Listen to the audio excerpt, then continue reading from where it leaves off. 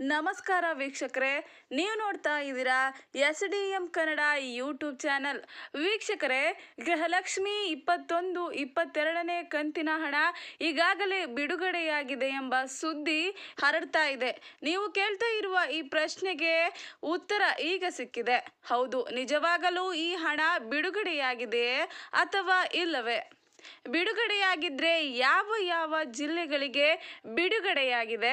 ಹಾಗೆ 21ನೇ ಕಂತಿನ ಹಣ ಇನ್ನೂ ಕೂಡ ನಿಮ್ಮ ಅಕೌಂಟ್ಗೆ ಜಮಾವಣೆ ಆಗಿಲ್ಲ ಅಂದ್ರೆ ಯಾವಾಗ ಜಮಾವಣೆ ಆಗುತ್ತೆ, ಹೇಗೆ ಚೆಕ್ ಮಾಡೋದು, ಈ ಬಗ್ಗೆ ಸಂಪೂರ್ಣ ಮಾಹಿತಿಯನ್ನ ನಾನು ನಿಮಗೆ ತಿಳಿಸ್ತಾ ಹೋಗ್ತೀನಿ.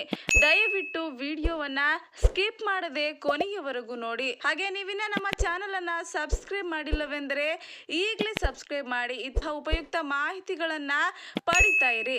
ಹೌದು ವೀಕ್ಷಕರೇ, ಈಗಾಗಲೇ ಗೃಹಲಕ್ಷ್ಮಿ ಹಣ 21 ಹಾಗೆ 22ನೇ ಕಂತಿನ ಹಣ ಬಿಡುಗಡೆಯಾಗಿ ಎಷ್ಟು ಜಿಲ್ಲೆಗಳಿಗೆ ತಲುಪ್ತಿದೆ?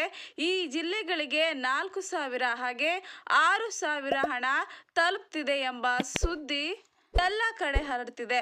ಆದರೆ ಇವು ಸುಳ್ಳು ಸುದ್ದಿಗಳು. ಇನ್ನೂ ಕೂಡ 21 ಹಾಗೂ 22ನೇ ಕಂತಿನ ಹಣ ಬಿಡುಗಡೆಯಾಗಲು ಪ್ರಾರಂಭವಾಗಿಲ್ಲ.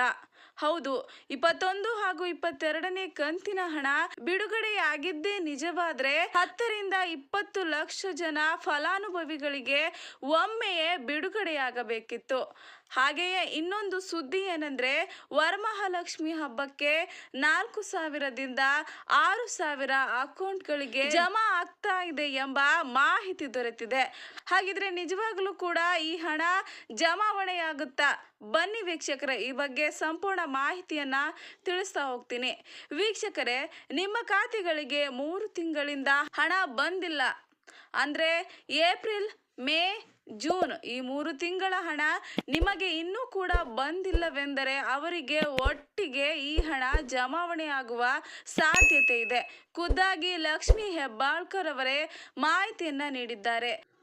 ಹಾಗಾಗಿ ಈ ಗೃಹಲಕ್ಷ್ಮಿ ಹಣ ಯಾಕೆ ಜಮಾವಣೆ ಆಗ್ತಾ ಇಲ್ಲ, ಜಮಾವಣೆ ವಿಳಂಬ ಯಾಕೆ ಆಗ್ತಾ ಇದೆ, ಒಂದು ವೇಳೆ ಗೃಹಲಕ್ಷ್ಮಿ ಹಣ ನಿಲ್ಲಿಸಿದ್ರಾ? ಈ ಗೊಂದಲಕ್ಕೆ ಇಲ್ಲಿದೆ ಉತ್ತರ.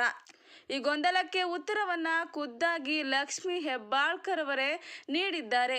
ಲಕ್ಷ್ಮಿ ಹೆಬ್ಬಾಳ್ಕರ್ ಗೃಹಲಕ್ಷ್ಮಿ ಹಣ ಜಮಾ ಮಾಡುವುದು ಯಾವುದೇ ಕಾರಣಕ್ಕೂ ನಿಲ್ಲಿಸುವುದಿಲ್ಲ ಎಂದು ಮಾಹಿತಿಯನ್ನ ನೀಡಿದ್ದಾರೆ. ಹಾಗಾಗಿ ವೀಕ್ಷಕರೇ, 21, 22ನೇ ಕಂತಿನ ಹಣ ಜಮಾವಣೆಯಾಗುವ ಬಗ್ಗೆ ಅಪ್ಡೇಟ್ ಸಿಕ್ಕರೆ ನಾನು ನಿಮಗೆ ಖಂಡಿತ ಈ ನಮ್ಮ ಚಾನಲ್ನಲ್ಲಿ ತಿಳಿಸ್ತೀನಿ.